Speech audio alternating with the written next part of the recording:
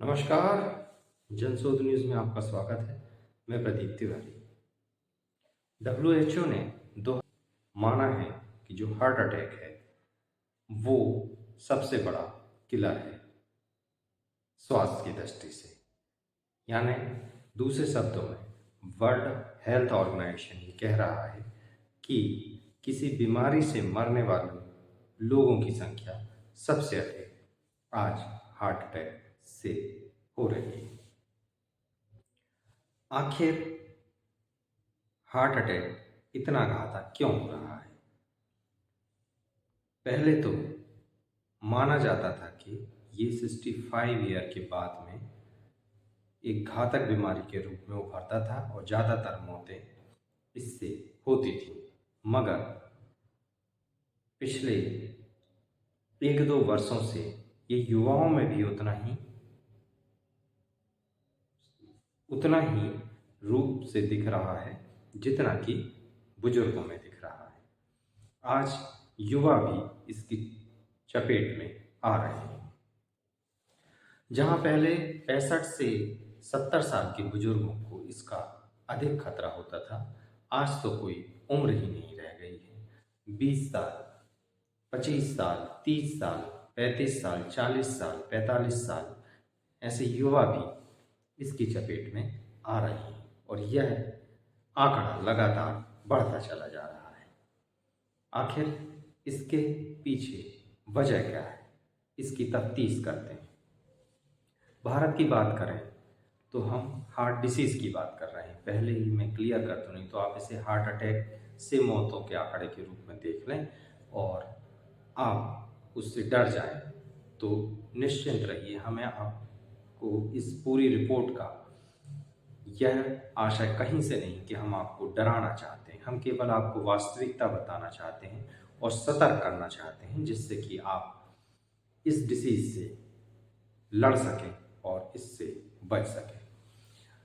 तो भारत के आंकड़ों की बात करें तो हार्ट डिसीज़ के जो आंकड़े 1990 में 2.26 मिलियन हुआ करते थे, वही अगले ही साल 2020 में 4.77 मिलियन पर पहुंच गए। आप समझ ही सकते हैं कि किस रफ्तार से ये भारत में भी बढ़ रहा है।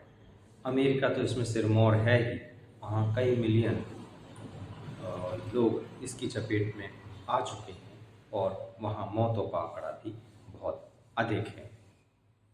2023 में ही भारत के एक सर्वे और एक अनुमान के आधार पर देखा जाए तो लगभग 32,457 लोग हार्ट अटैक के शिकार हुए हैं। एक अनुमान के मुताबिक आज पूरे विश्व में लगभग 70 मिलियन से भी ज़्यादा लोग हर साल हार्ट डिसीज से मर रहे हैं। यह पूरे विश्व का एक आंकड़ा है। हालांकि हार्ट अटैक की अब कोई उम्र सीमा नहीं रह गई है। ये बच्चों में तक भी देखने में आ रहा है, मगर फिर भी 45 साल की उम्र के बाद के लोगों को इसमें अधिक सतर्क रहने की आवश्यकता है, क्योंकि 45 से लेकर 70 साल और इससे ऊपर के सालों में यह अधिक प्रभावी हो रहा है। इस समय में शरीर भी थोड़ा सा शिथिल हो जाता है, जिसकी वजह से इसे अपनी जड़ जमाने में बहुत आसानी हो जाती है।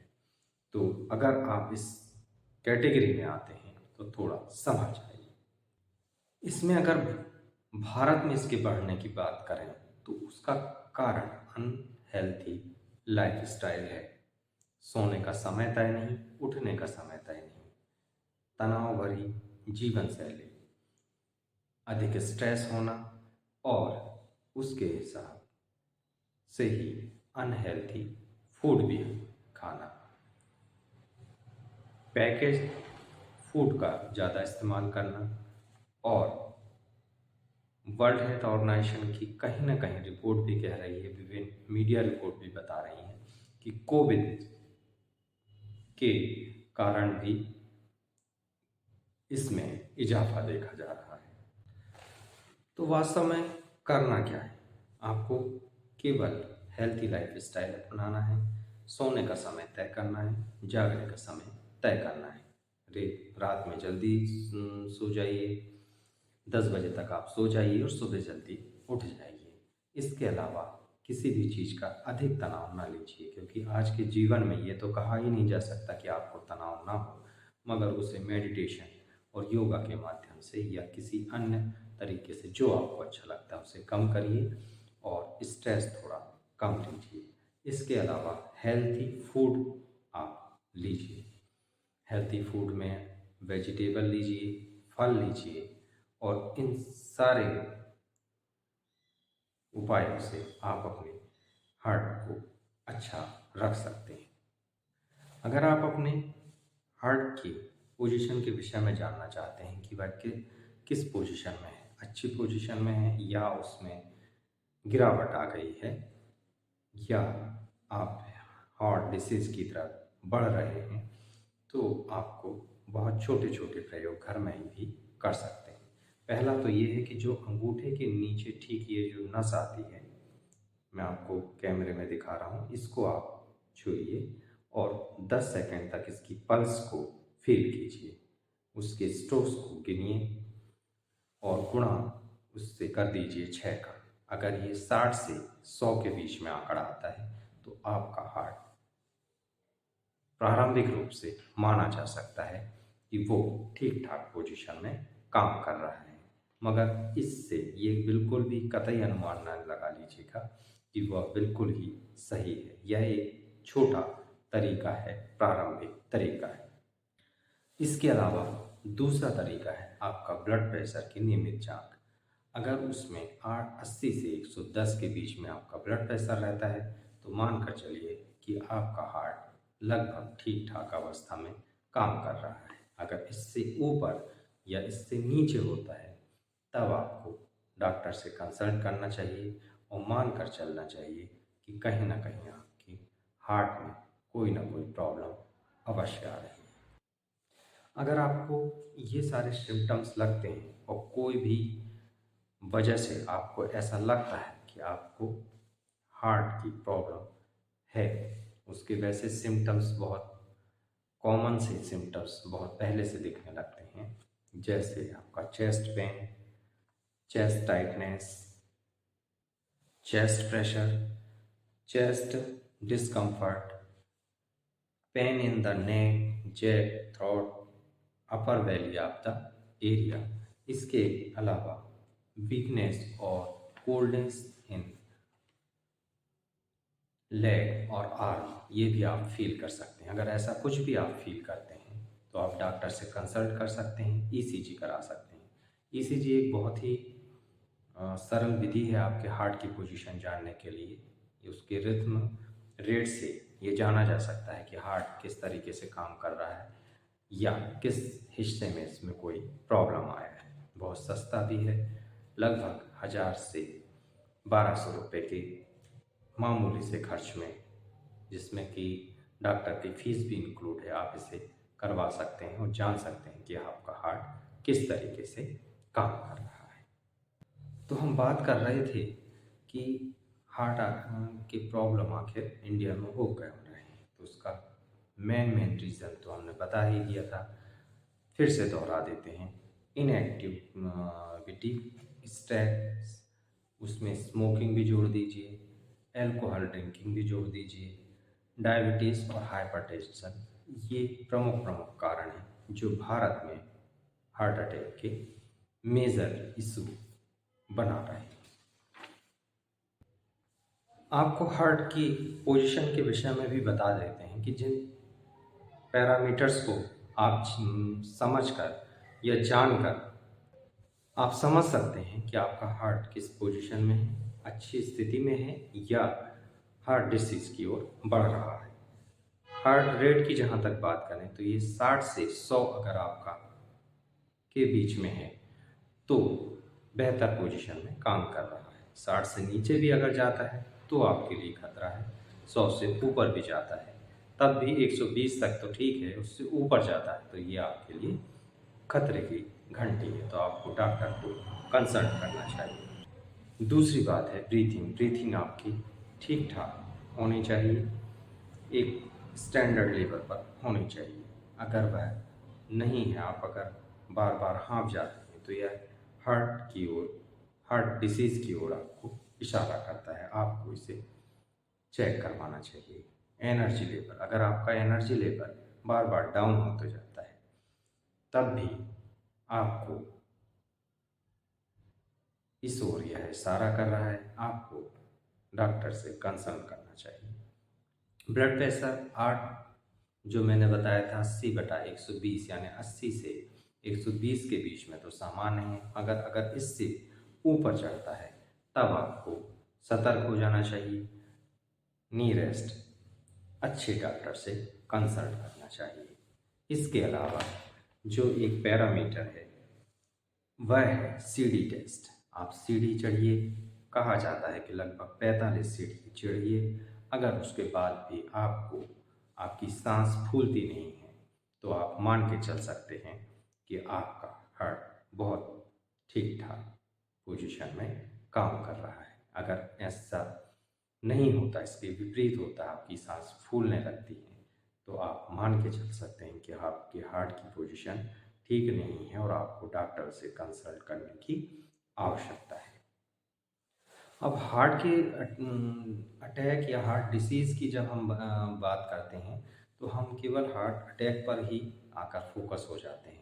एक्चुअल में ये एक बहुत बड़ा एरिया है जिसमें अलग अलग चीज़ें होती हैं। हालांकि हम बहुत शॉर्ट में बताने की कोशिश कर रहे हैं और हम ये दावा भी नहीं कर रहे हैं कि हम इस सेक्टर के कोई बहुत बड़े एक्सपर्ट हैं। हम आपके सामने केवल वो तथ्यों को रखना चाह रहे हैं जिससे आप मोटा मोटी इस मुद्दे को समझ सकें और जहाँ तक हो प्रिकॉशन ले सकें। हमारा कहीं भी यह दावा नहीं है कि आप हमारी बुद्धिमत्ता पर विश्वास करते हुए डॉक्टर को ना दिखाएं और घर में ही सारा इलाज करें और घर में ही अपने हार्ट के बारे में सारी जानकारी एकत्रित करते रहें। हमारा केवल और केवल यही उद्देश्य है कि आपको इसकी जानकारी हो। अगर आपको जरा भी शक होता है, आप तुरंत डॉक्टर से कंसल्ट करें, वही आपको बेहतर मार्गदर्शन दे सकेगा। तो हम बात कर रहे थे हार्ट के टाइप्स की। तो पहला है अनस्टेबल एंजिन। ये एक प्रकार है जिसमें कि आपका हार्ट आपको प्रॉब्लम करने लगता है। दूसरा आपने बहुत कॉमन सुना है हार्ट अटैक। जब आपकी आर्टरी में कोई ब्लॉकेज आ जाते हैं तो उस वजह से आपको अटैक आता है। आप ब्लॉकेज किस लेवल के हैं, अगर वो ज़्यादा हैं तब फिर वो आपके लिए जानलेवा बन जाता है, और अगर कम है तब उसमें आपके पास गुंजाइश होती है कि आप मेडिकल ट्रीटमेंट ले सकते हैं। फिर है हार्ट फेलियर। यह भी अपने अ, दो तरीके का होता है। एक तो वो आपको समय देता है कि आप कुछ ट्रीटमेंट ले पाते हैं और वहाँ उस स्थिति तक पहुँच पाते हैं। कई बार ये पता ही नहीं चलता और हार्ट फेलियर हो जाता है। इसमें भी स्थिति ब्लॉकेज की ही होती है, वहाँ पे प्रॉपर ब्लड सप्लाई और वो सारी चीज़ें नहीं हो पाती जिससे कि हार्ट प्रॉपर काम करना बंद कर देता है। कई बार अचानक से जो नस होती है वो भी ब्लास्ट हो जाती है और उसकी वजह से भी कई बार हार्ट फेलियर होता है। इसके बाद है वॉल्व डिसीज़। कई बार वॉल्व भी खराब हो जाते हैं हार्ट की, उसकी वजह से भी हार्ट अटैक आते हैं और हार्ट की प्रॉब्लम हो जाती है। हाई ब्लड प्रेशर भी एक कारण है, हालांकि यह उसका सिम्टम ज़्यादा है बजाय कि कोई डिसीज़। जो ब्लड प्रेशर बढ़ता है उसका एक कारण हमारे हार्ट का कमज़ोर होना भी है, हार्ट डिसीज़ होना भी है।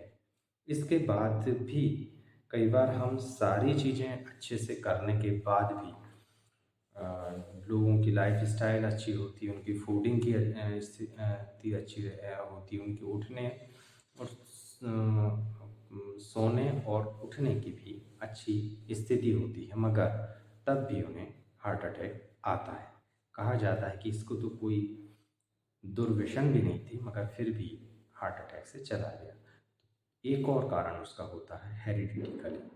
अगर आपके परिवार में इस तरीके की कोई परंपरा रही है या पहले से लोग उस तरीके की बीमारी से जाते रहे हैं, हार्ट अटैक से जाते रहे हैं, तो संभावना है कि आपको भी वह हो सकता है, उसके लिए थोड़ा सा सतर्क रहने की आवश्यकता है। किसी भी स्थिति में सतर्कता ही आपके लिए और आपके जीवन के लिए रामबाण औषधि है।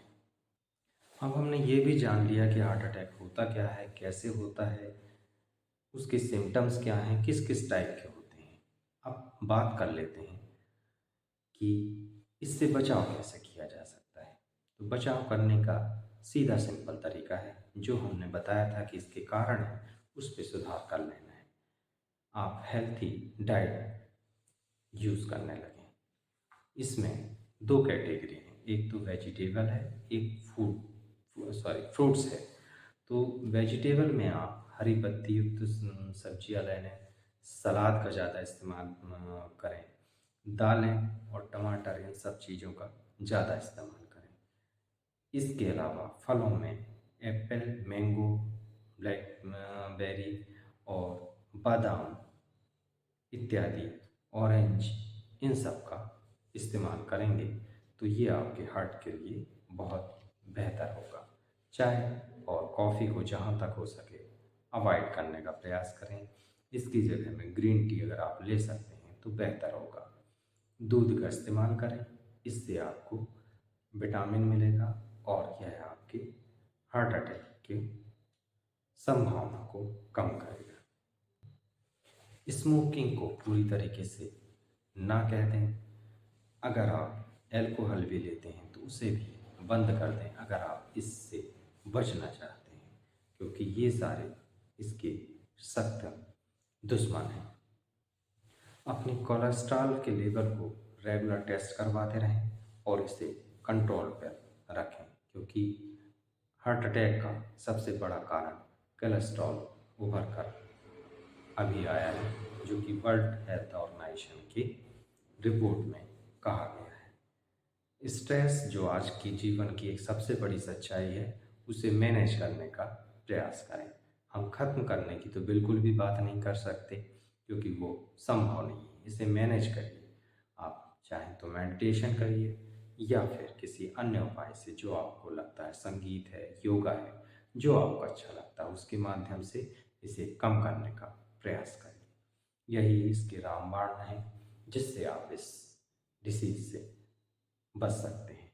तो रहिए स्वस्थ और मस्त। देखते रहिए जनशोध। खबर अच्छी लगी हो तो लाइक और सब्सक्राइब करना ना भूलिए। नमस्कार।